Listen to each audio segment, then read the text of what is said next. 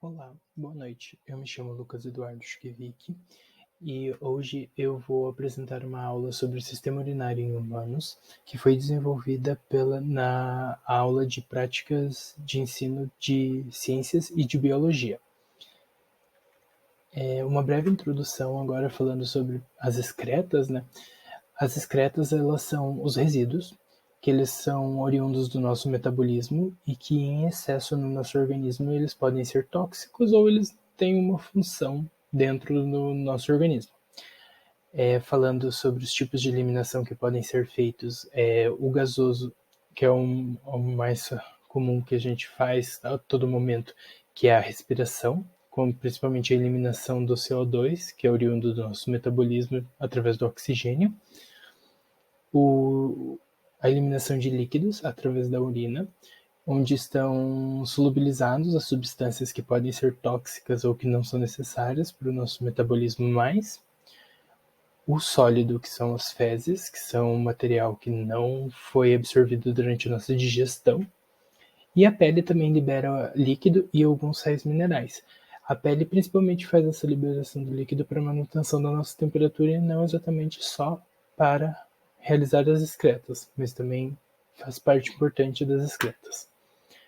Falando primeiro sobre a função, então, do sistema urinário, ele faz essa filtragem e a reabsorção, enquanto ele armazena temporariamente as excretas que são geradas durante essa filtragem e a reabsorção desses compostos. Os órgãos que estão envolvidos dentro do sistema urinário são os rins, onde os humanos possuem 2 rins. Eles possuem esse formato característico de feijão e eles estão abaixo das nossas costelas na região posterior. Eles que são os responsáveis onde a filtração ocorrerá. O segundo órgão seria o uréter, que é o que leva o transporte da urina entre as bexiga e os rins, entre dos rins a bexiga. E a bexiga, ela é onde realiza o estoque até que essa urina esteja em quantidade suficiente para ser liberada do corpo. Então, falando sobre os rins, eles são o principal órgão desse sistema. Sem ele não funcionaria. Onde o rim é dividido em 2 regiões. O córtex, que sendo a região mais exterior dele, e a medula, onde está concentrado os uréteres e as chegadas dos vasos sanguíneos. Entre essas 2 regiões estão os aglomerados de néfrons. Os néfrons é que são responsáveis por realizar essa filtração do sangue e a produção da urina. E a reabsorção também das excretas que não precisam ser liberadas.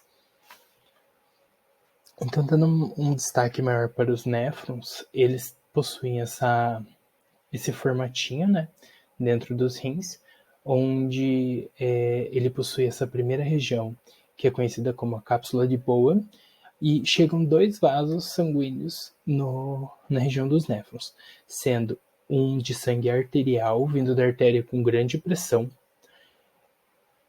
e uma veia que sai pela outra região. Essa cápsula de Bowen, ela é responsável pela essa primeira filtração do sangue. Quando o sangue chega na artéria com essa grande pressão, ele empurra todas as excretas para dentro do glomérulo e acaba saindo essa primeira urina com todas as excretas pelo tubo proximal. Essa primeira excreta que é liberada, ela possui tanto a parte boa quanto a parte ruim dessas excretas. Então, conforme esse túbulo proximal ele retorna para essa alça de Henle, onde a artéria e a veia se conectam, algumas substâncias elas vão sendo reabsorvidas e para dentro do sistema sanguíneo novamente. E a urina pronta vai sendo destinada pelo túbulo distal. O túbulo distal, por sua vez, levará ao ducto e ao uréter. Aqui tendo um exemplo mais visual, né, da onde acontece essa real filtração, né, onde a filtragem realmente, essa filtração ela acontece aqui na cápsula de Bowen, que é com a pressão aplicada da artéria. E em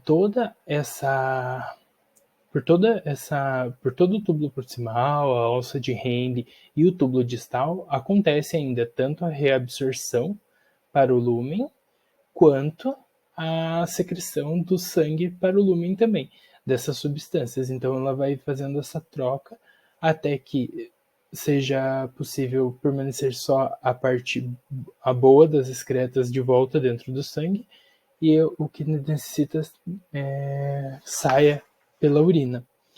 Quando chega no ducto coletor, a urina já está pronta e vai para a bexiga através do ureter. Aqui um dado importante, né, que a gente precisa ficar de olho na nossa urina o tempo todo. A cor da urina ela é bem importante para diagnosticar várias doenças e ver o estado do corpo. A urina normalmente, em dias normais e de uma pessoa saudável, ela deve ser sempre amarelo claro ao amarelo. Nunca passar acima do amarelo. Lembrando que quanto mais água você toma, mais diluída sua urina será.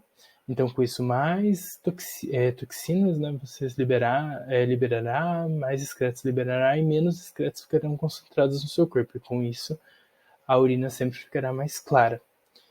O cheiro também é algo bem importante. Apesar da urina ter um cheiro desagradável para a maior parte das pessoas, cheiros diferentes do normal podem indicar tanto infecções quanto doenças nesse trato urinário da pessoa. E também pode indicar essa falta de água.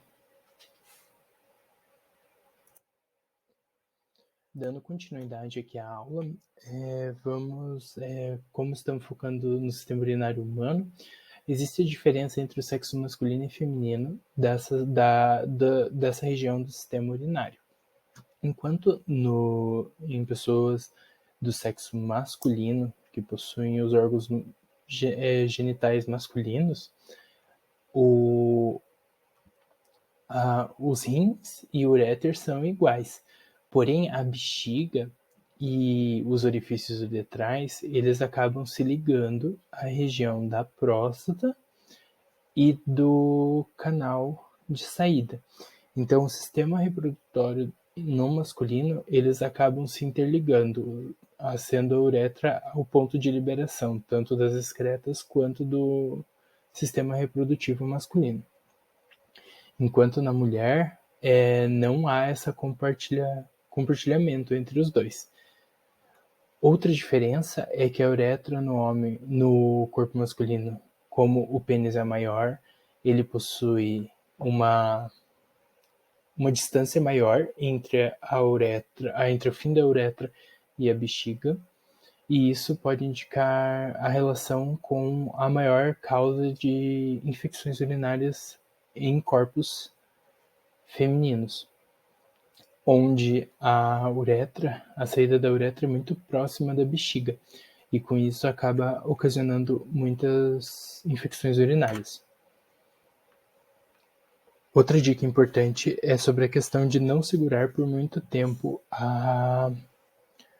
o xixi dentro da bexiga. A bexiga ela é um órgão muscular e ele é oco e ele serve exatamente para isso, é estocar a urina até que possa ser excretado urinando. Só que você segurar isso por muito tempo, o que acontece é que com o tempo esse órgão muscular pode acabar ficando frouxo e com isso ele acabar deixando escapar parte dessa urina involuntariamente. Agora falando um pouco mais sobre a composição da urina, 95% da urina ela é água. E é muito importante que tenha essa quantidade de água tão grande, porque essas excretas que são liberadas, elas são tóxicas para o nosso corpo. Então elas precisam ser liberadas bem solubilizadas. É composto também de sais, sendo potássio, sódio, fosfatos e sulfatos. Ela também pode ter na sua composição os excessos, podem ter água, o excesso maior de água, né, mais que 95%, o açúcar no caso de pessoas diabéticas, por exemplo, ou num excesso desse componente durante a sua alimentação, também pode ocasionar, mesmo em pessoas que não sejam diabéticas, e outros compostos. E o principal excreta que é solubilizado nessa água são os compostos nitrogenados, que são oriundos da contração muscular e da dieta de proteínas.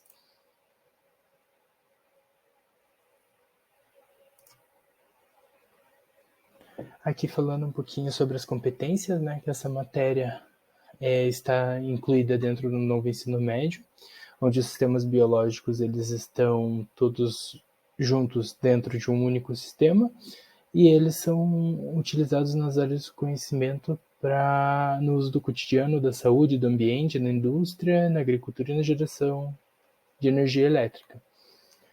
E é identificar, analisar e discutir vulnerabilidades vinculadas às vivências e aos desafios contemporâneos aos quais os jovens estão expostos.